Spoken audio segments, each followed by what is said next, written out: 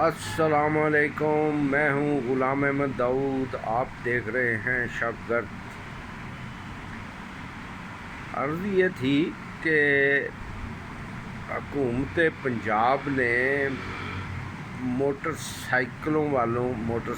والوں کے لیے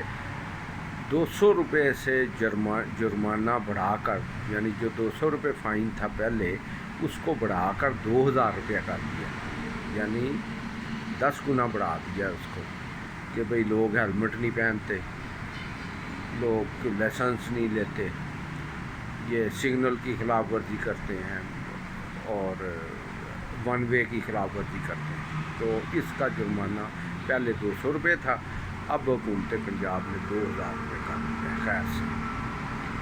اچھا، اب وہ کس ساتھ میں کامیاب ہوئے؟ کوئی کامیابی نہیں، یعنی لوگوں کی تربیت ہی نہیں ہے۔ جہاں پہ وہ ہیلمٹ اتار کے رکھتے ہیں اور جب وہ دیکھتے ہیں دور سے کہ بھئی وہاں پہ پولیس والا کھڑا ہے تو وہ ہیلمٹ پہن لیتے ہیں، باقی کسی جگہ پہ ہیلمٹ نہیں پہنا جاتا۔ پورے ملتان روڈ پہ ہر جگہ لوگ ون وے کی خلاف ورزی کر رہے ہیں، کوئی مسئلہ نہیں۔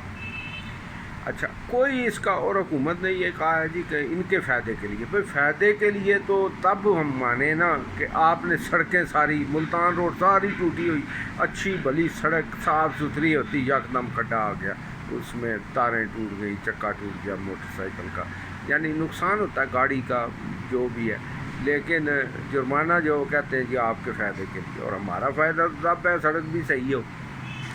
تو سڑک پہ تو وہ نہیں، یعنی کوئی وہ جو ہے اپنا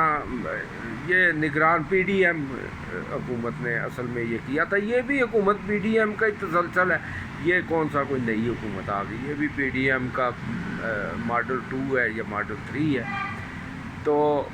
کہنا یہ تھا کہ جب اس طرح کے کام کر رہے ہیں تو کوئی اچھا کام بھی کر لیں، مثلا کہ یہ گوشت کی کمی ہے، پاکستان میں جانور لوگ نہیں پالتے، گاؤں میں اس لیے نہیں پالتے، بہت سارے لوگ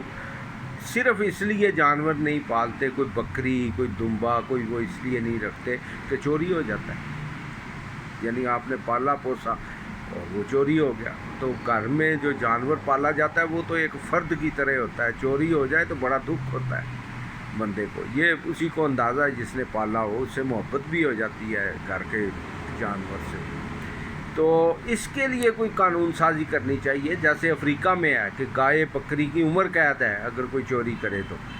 تو اس پہ حکومت کوئی قانون سازی کرے، اپوزیشن کو بھی ساتھ ملا لیں، اپوزیشن کون سی وہ اس کے حق میں ہے کہ لوگ بکریاں پالیں تو دوسرا کوئی چرا کے لے جائے، تو اس کے لیے کوئی قانون، ایک محکمہ اچھا سا کوئی بنائیں، جیسے ڈالفن سٹائل میں، کہ وہ جو ہے اگر کوئی بکری چوری یا گائے یا بھینس چوری، اس کی اسپیشل فورس، جلدی فیصلہ اور جلدی وہ ریکوری، اور یہ نہیں کہ وہ بکری جو ہے اب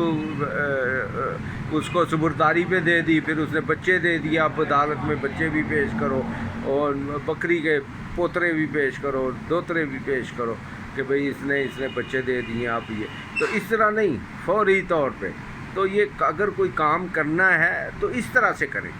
باقی یہ گزشتہ ویڈیو میں نے کہا تھا کہ یہ کسانوں کا پیسہ چھین کے دوسروں کو دیا رابن ہوڈ سٹائل میں، تو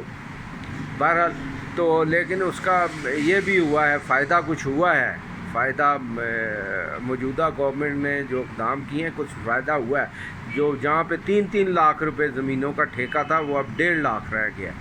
تو کچھ فائدہ بھی ہو رہا ہے، تو جب ٹھیکے کم ہوں گے تو پھر ظاہر ہے مہنگائی بھی کچھ نہ کچھ اس پہ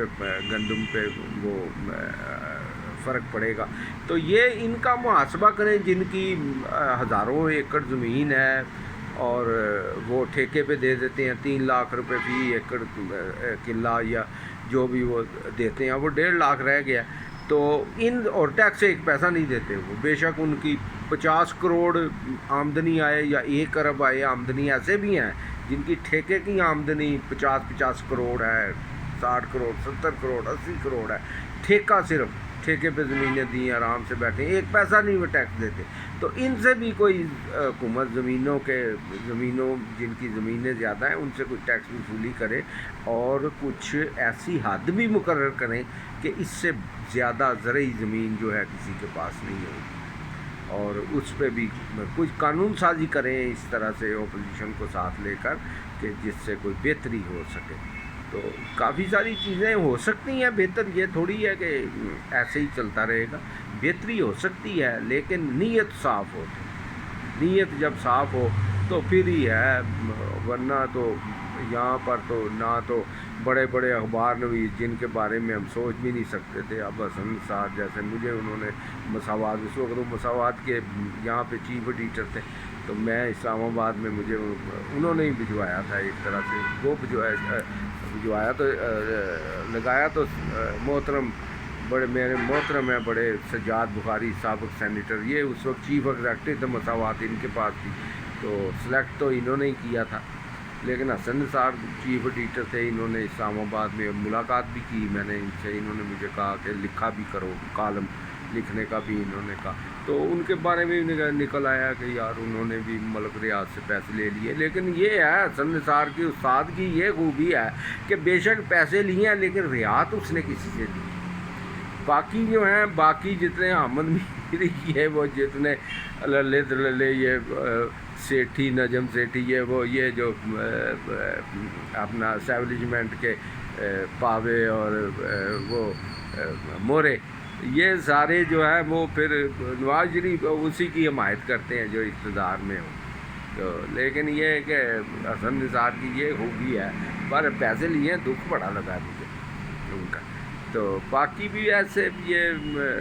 باقیوں کے بارے میں تو چلو ہم پہلے بھی کہتے تھے کہ یار، وہ سوچتے تھے دل میں کہ یار کچھ ہے ان کا، لیکن کرپشن بہرحال پیسے بنائے ہیں انہوں نے. تو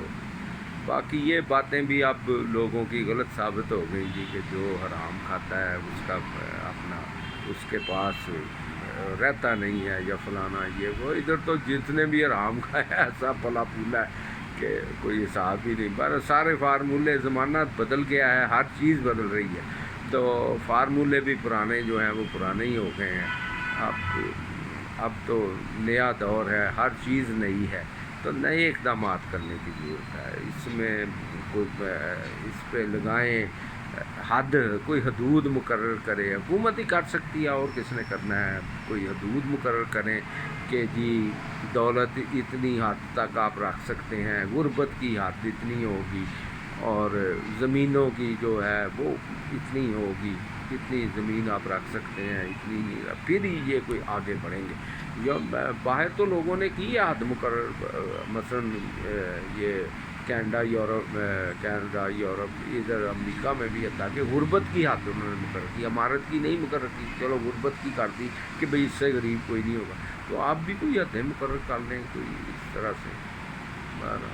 کریں گے تو کچھ ہوگا. بہت شکریہ.